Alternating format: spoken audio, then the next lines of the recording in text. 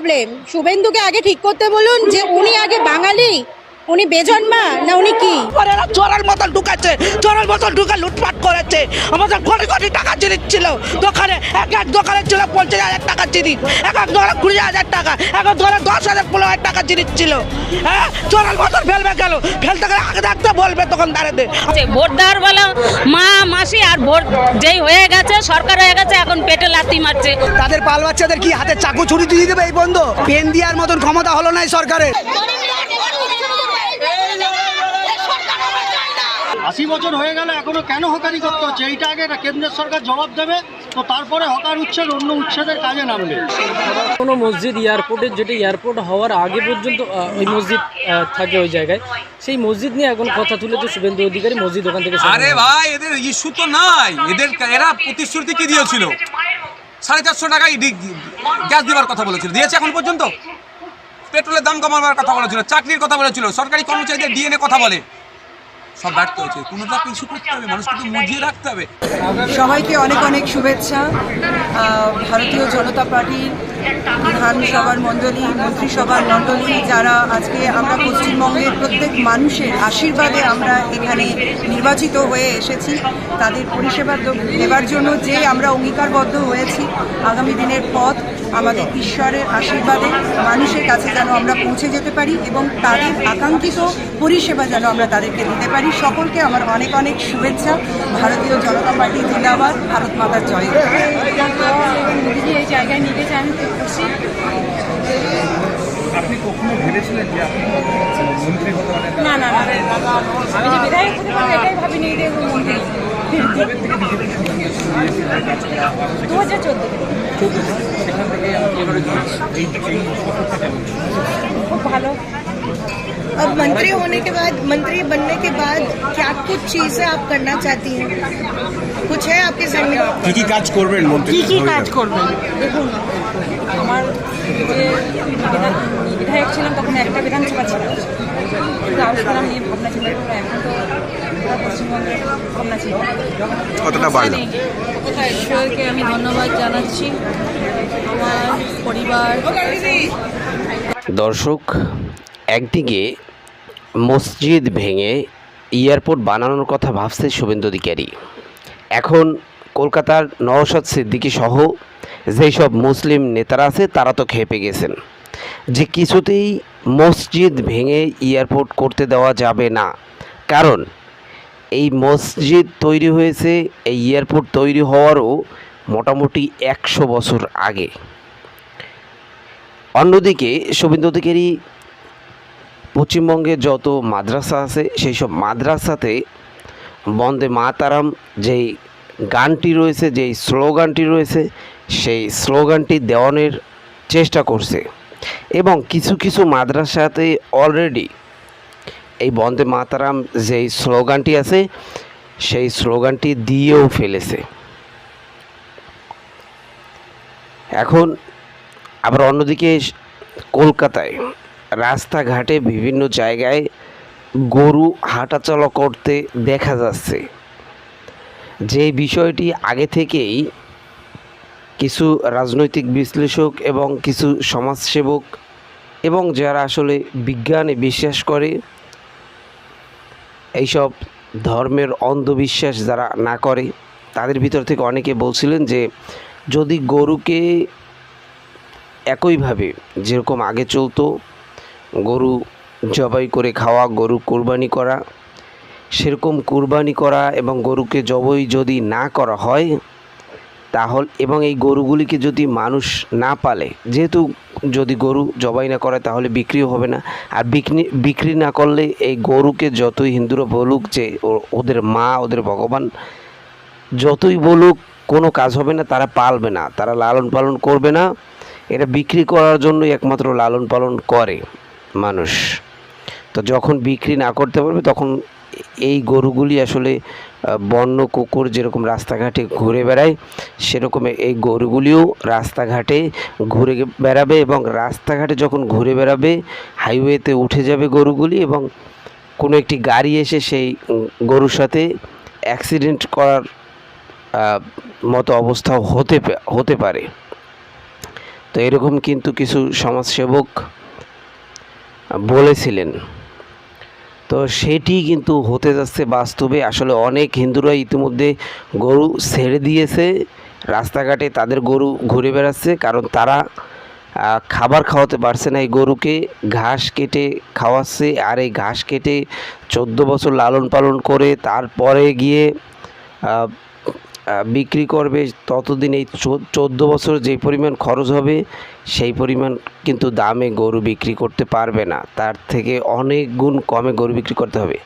তো যাই হোক, এইসব গরুর গল্প তো পূরণ হয়ে গেছে, এইসব গরুর গল্প বাদ। কিন্তু হিন্দুরা তারপরও এবার রেগে ফুলে উঠেছে, কারণ শুভেন্দু অধিকারীর পদত্যাগ চায়। এই শুভেন্দু অধিকারী ক্ষমতায় আসার পর থেকে হিন্দু মুসলিমদের ভিতরে দ্বন্দ্ব বাজিয়ে দেওয়ার চেষ্টা, মসজিদ ভেঙে এয়ারপোর্ট বানানোর চেষ্টা, মসজিদ ভেঙে বিভিন্ন জায়গায় রাস্তাঘাট করার চেষ্টা, বিভিন্ন মাদ্রাসার উপর হামলা করতেছে বুলডোজার দিয়ে। এই শুভেন্দু অধিকারী আসলে হিন্দু মুসলিমের দাঙ্গা বাজিয়ে রাখতে চায় সব সময়। তো যাই হোক প্রিয় দর্শক, চলেন আমরা কয়েকটি ভিডিও ফুটেজ দেখি একসাথে, তারপর বিস্তারিত আলোচনা করব। তো সেই ভিডিও ফুটেজ দেখার আগে আপনাদেরকে ছোট্ট একটু অনুরোধ করবো, আমাদের এই চ্যানেলটিকে এখনই সাবস্ক্রাইব করে দিন।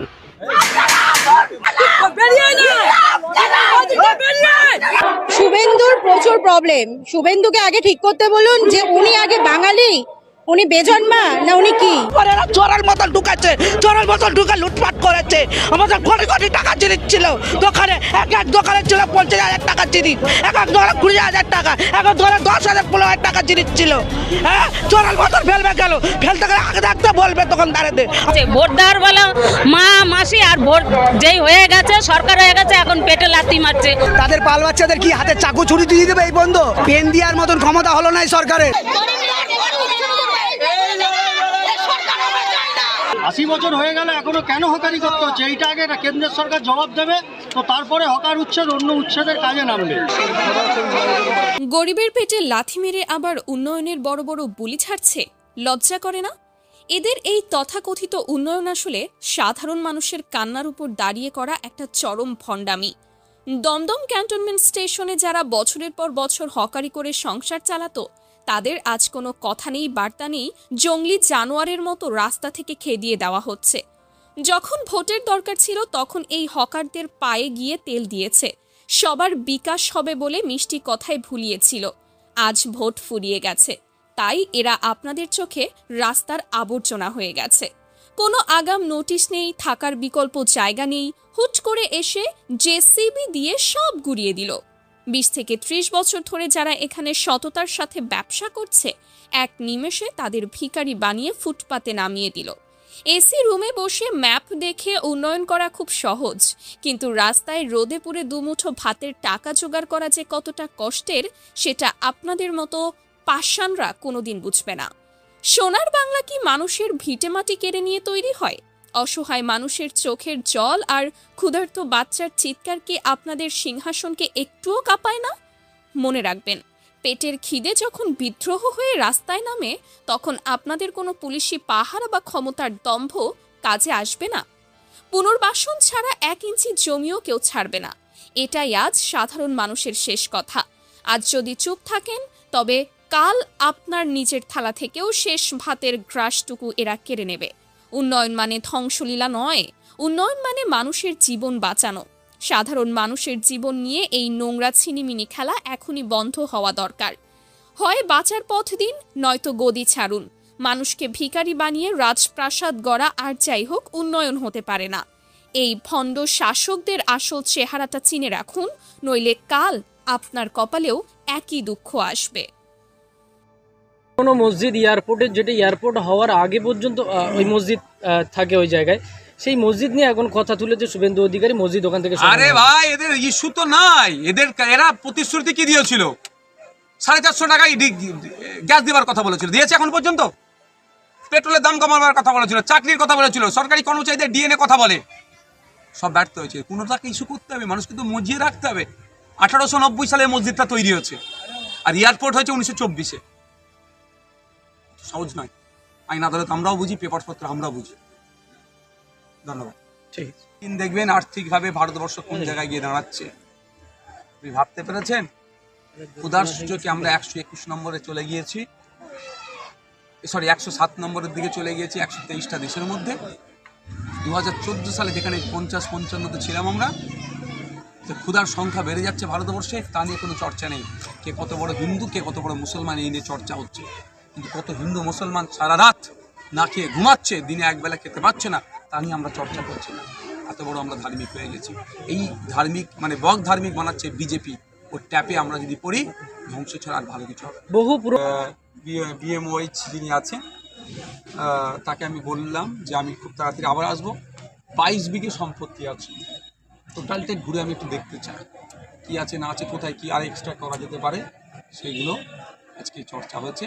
এক কথায় ভাঙড়ে দুটো যে ব্লক হসপিটাল আছে উন্নততর করার জন্য সর্বোচ্চ প্রচেষ্টা আমরা চালাবো।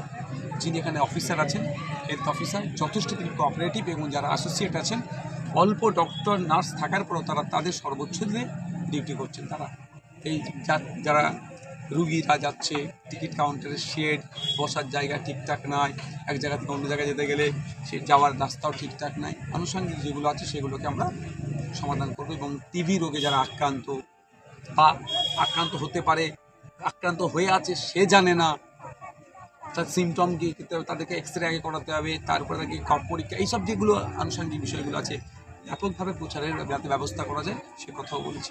রেড রোডের নামাজ একেবারে ব্রিগেডে চলে গেল, না চাইতে দেওয়া হলো নাকি কি বলবেন এ বিষয়ে? এই রহস্য কী আছে তখন বলা মুশকিল।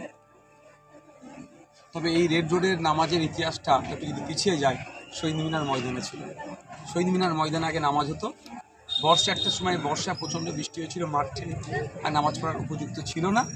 সম্ভবত জ্যোতিবাবু আরবিদের সাথে কথা বলে এই শহীদ মিনার থেকে রেড রোডে নিয়ে এসেছিল। আবার আরবিদের পরামর্শে খেলাফত কমিটির সাথে আলোচনা করে ওরা আবার রেড রোড থেকে ব্রিগেড ময়দানে গেল।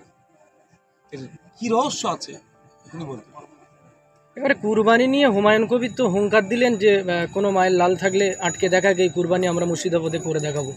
এতে আরও মানুষের মধ্যে একটা সমস্যা বা হিন্দু মুসলিমের একটা বিভ্রান্ত সৃষ্টি হতে পারে না? কে কীভাবে বলছে বলতে পারবো না। আমি এতটুকুই বলবো, আইনকে মান্যতা দিয়ে চলতে হবে। আইনটা যদি আপনার আমার পছন্দ না হয়, আইনটাকে চ্যালেঞ্জ। এতক্ষণ আপনারা যে এই ভিডিওটি দেখলেন, এই ভিডিওগুলি দেখে আপনার মূল্যবান মতামত অবশ্যই কমেন্ট বক্সে জানাবেন। আপনার তো একটি মূল্যবান মতামত থাকার কথা। দেখেন, মানুষের জন্য আমাদের এখনই কথা বলতে হবে এবং মানুষের পাশে দাঁড়াতে হবে, সত্যকে সত্য বলতে হবে। এই ধর্মের পিছনে অন্ধ হয়ে থাকলে চলবে না। শুভেন্দু অধিকারী পশ্চিমবঙ্গের মানুষের সাথে যেই সব কাজ, যেসব নির্যাতন অত্যাচার শুরু করেছে, এই নির্যাতন অত্যাচার আমাদেরকে আন্দোলন সংগ্রাম করে বন্ধ করতে হবে। তো যাই হোক প্রিয় দর্শক, আজকের মতো আমরা এখানেই শেষ করলাম। আবার দেখা হবে নতুন কোনো ভিডিওতে। সেই পর্যন্ত ভালো থাকবেন, সুস্থ থাকবেন। যারা যারা এখনও চ্যানেলটিকে সাবস্ক্রাইব না করছেন, একটি সাবস্ক্রাইব করে দেবেন।